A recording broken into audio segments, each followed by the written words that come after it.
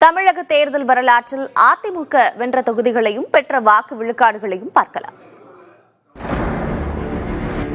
1977 தான் சந்தித்த முதல் தேர்தலிலேயே அதிமுக 130 இடங்களில் வென்று 30.36 விழுக்காடு வாக்குகளையும் கைப்பற்றியது. 1980 தேர்தலிலும் அதிமுக 129 இடங்கள் 38.75 விழுக்காடு வாக்குகளுடன் ஆட்சியில் தொடர்ந்தது. 1984 ஆண்டு தேர்தலிலும் வென்று ஹேட்ரிக் வெற்றி பெற்றது அதிமுக. இம்முறை அக்கட்சி 132 இடங்களில் வென்று 37.03 விழுக்காடு வாக்குகளை பெற்றிருந்தது. எம்ஜிஆர் மறைவுக்கு பின் 1989 ஆண்டு நடந்த தேர்தலில் அதிமுக இரண்டாக பிளவுபட்டு மோசமான தோல்வியை சந்தித்தது. அதிமுக ஜெயலலிதா அணி 27 இடங்களிலும் ஜானகி அணி ஓரிடத்திலும் வெற்றி பெற்றன. இரு பிரிவுகளும் சேர்த்து 31.4 விழுக்காடு வாக்குகளை பெற்றன.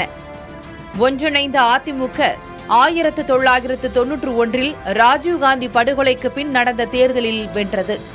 அக்கட்சி 164 இடங்களில் வென்றதுடன் 44.39 விழுக்காடு வாக்குகளையும் கைப்பற்றியது. அதிமுகவின் வெற்றிகளிலேயே மிகப்பெரிய வெற்றி இதுதான். 1996 ஆண்டு தேர்தலில் அதிமுக வெறும் 4 இடங்களில் மட்டுமே வென்று ஆட்சியை இழந்தது.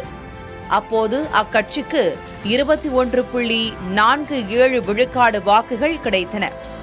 2001 132 இடங்களில் 31.44 விழுக்காடு வாக்குகளுடன் வெற்றி பெற்று அதிமுக ஆட்சி அமைத்தது.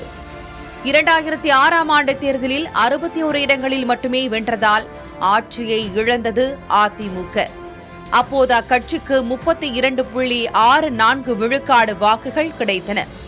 2011 ஆண்டு தேர்தலில் அதிமுக 38.4 விழுக்காடு வாக்குகளுடன் 150 இடங்களில் வெற்றி பெற்று ஆட்சி அமைத்தது.